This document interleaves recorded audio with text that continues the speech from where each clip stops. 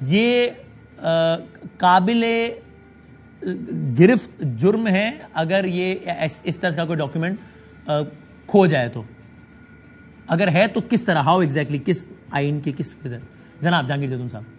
جی بسم اللہ الرحمن الرحیم. دیکھیں اس میں سب سے پہلے آپ کو دیکھنا پڑے گا کہ جو ڈاکومنٹس آیا ہے جی اس کی جو اوریجنل سائفر ہے وہ کہاں پہ ہے. اب اس میں ایک ڈپٹی سیکرٹری صاحب نے لیٹر لکھا ہے چیف جسٹس کو کہ میں یہ انکلوز کر رہا ہوں. اس کی کاپیاں ہوئی ہیں، ایک copy chief of army staff کے پاس جاتی ہے، ایک پریزیڈنٹ کے پاس، ایک فارن منسٹری کے تھرو پرنسپل سیکرٹری کے پاس جاتی ہے. ٹھیک ہے، وہ ایسا کوئی ڈاکومنٹ نہیں ہے کہ بس وہ کھو گیا تو دوبارہ اس کا کوئی ٹریسیبل نہیں یا وہاں پہ مل ہی نہیں سکتا.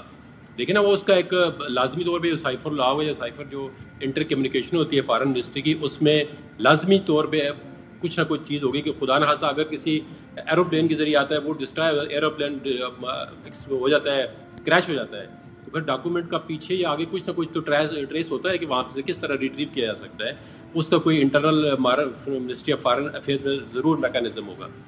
جہاں تک آپ کا سوال ہے کہ یہ اوفینس کس طرح بنتا ہے، تو اوفینس تو اس میں اگر اس میں دیکھیں آفیشیل سیکرٹ ایکٹ میں، تو اس کی سیکشن 5 ہے، وہ کمیونیکیشن کو ڈیل کرتی ہے کہ اگر آپ کے پاس as a public office holder, as a prime minister کوئی ایسی کمیونیکیشن آ گئی ہے جی جس کو ڈسکلوز پبلک پلیس میں نہیں کیا جا سکتا، یا آپ ڈسکلوز کرتے ہیں تو اس سے کوئی نیشنل انٹرسٹ پہ اثر پڑتا ہے، تو پھر ایک بالکل اس میں ہم کہہ سکتے ہیں کہ cognizable offense under the official secret act بن سکتا ہے.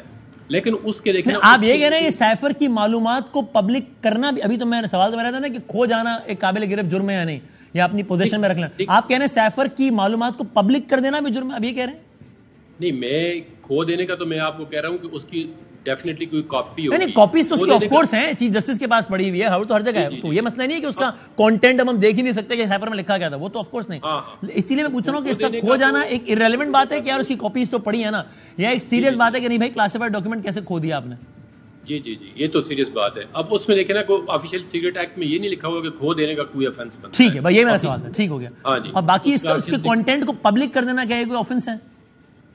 دیکھیں اس کی پبلک جو کانٹینٹ کو اگر آپ پبلک کرتے ہیں وہ کلاسیفائڈ ڈاکومنٹ ہے، اور اس کے پبلک کرنے سے کوئی پریولیج بریچ ہوتا ہے کسی انٹرنیشنل سوورن کنٹری کا، یا پاکستان کی کوئی انٹرسٹ پہ اس پہ حرج آتی ہے، یا اس سے انٹرسٹ ڈیمیج ہوتی ہے، یا اس کو آپ پولیٹیکلی کوئی ایز اے ٹول یوز کر جاتے ہیں فار اپنے پولیٹیکل پرپز، تو ڈیفینیٹلی ایک پریولیج ڈاکومنٹ ہوتا ہے. اس پہ پھر جو ہے آفیشیل سیکرٹ ایکٹ جو ہے اس کی سیکشن 5 جو ہے اپلیکیبل ہوتی ہے.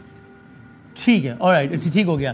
اس پہ کوئک کامنٹ سر شعیب صاحب آپ بھی کہیے گا، کیونکہ وزیر قانون صاحب نے پریس کانفرنس کر کے باقاعدہ سزائیں بتائیں کہ جناب اگر بغیر بدنیتی بھی نہیں ہے اور کھو گیا تو 2 سال، نیت بھی خراب ہے اور یہ تو 14 سال عمر قید، الگ الگ. آپ کہیے گا اس پہ، کیا کہیے گا شعیب صاحب؟ بدامی صاحب، اگر ان کو یقین ہوتا نا کہ ان کا ہر کیس جو ہے وہ جینون ہے اور ٹھیک ہے نا، تو یہ 2 4 5 10 20 کیس بنا کے رک جاتے. 180 سے زائد مقدمات بنا چکے ہیں، یہ ہوا میں تیر چلاتے ہیں، یہ کہتے ہیں کہ چلو کوئی تو لگ جائے گا. تو لہٰذا ان کی پریس کانفرنس کو چھوڑ کے میں اس میں آتا ہوں، تو گم ہو جانا یا مسپلیس ہو جانا، ایک انہوں نے آپ کے پاس ان گڈ فیتھ جو کچھ بھی کیا، جو بھی اسٹیٹمنٹ دی میرے نالج میں نہیں ہے، لیکن ایک بات آپ کو بتا دوں کہ آپ گاڑی چلا رہے ہیں، آپ کا ایکسیڈنٹ ہو جاتا ہے، آپ کی چیزیں چوری ہو جاتی ہیں، آپ راستے میں ہیں، آپ کا بیگ چوری ہو جاتا ہے، کیا وہ اس کے لیے سزا ہے پاکستان کے کسی بھی قانون کے مطابق؟ اس پہ کوئی سزا نہیں ہے. جہاں تک اس سائفر کے ایشو کا تعلق ہے، آپ کو یاد ہوگا کہ یہ کیبنٹ میں رکھا گیا، کیبنٹ میں ڈی کلاسیفائڈ ہوا، وہاں ڈیسیژن یہ ہوا کہ آپ اس کو نیشنل سیکورٹی کونسل میں رکھیں، جو ہماری ہائیسٹ باڈی ہے آن دی نیشنل سیکورٹی ایشو. اور نیشنل سیکورٹی کونسل کے میں تمام آرمی جو ہمارے آرم فورسز کے ہیڈز موجود تھے، اور وہاں یہ فیصلہ ہوا کہ یہ سیریس ہمارے ملک کی سلامتی اور خود مختاری کے اوپر ایک اٹیک ہے.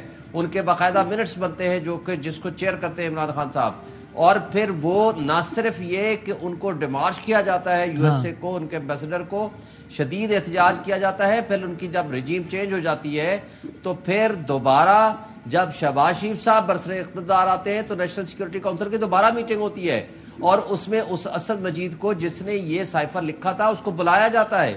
ان کو ان کنٹینٹس کے بارے میں پورا ڈیٹیل انٹرویو کیا جاتا ہے، ان سے پوچھا جاتا ہے، ان سے اسسٹنس لی جاتی ہے اور وہ اس کو کنفرم کرتے ہیں، پھر دوبارہ اس کے منٹس جاری ہوتے ہیں اور وہ on the floor of the house Shehbaz Sharif صاحب کہتے ہیں اس میں دھمکی آمیز الفاظ تھے اور وہ اس کو اناؤنس کرتے ہیں کہ ہم کمیشن بنائیں گے، ہائی پاورڈ کمیشن جو اس کی انکوائری کرے گا. اور دوسری سائڈ پہ عمران خان صاحب نے جنرل ریٹائرڈ طارق کی سربراہی میں ایک کمیشن بنا دیا تھا جو کہ بعد میں انہوں نے معذرت کر لی تھی، انہوں نے کہا کہ میں نہیں بناتا. دیکھیں اس وقت یہ سیاست کرنے کی بجائے، سیاست تو یہ پی ٹی ایم کی جماعتیں کر رہی ہیں، سیاست کرنے کی بجائے ملک کی خود مختاری کے اوپر اٹیک ہے.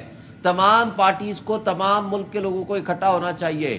یہ نہیں ہے کہ ہم کسی ملک کے ساتھ دشمنی کریں، لیکن ان کو یہ ضرور بتائیں کہ ہمارے معاملات میں جس طرح کی آپ کی انٹرفیرنس ہے، ہم کوئی غلام قوم نہیں ہے.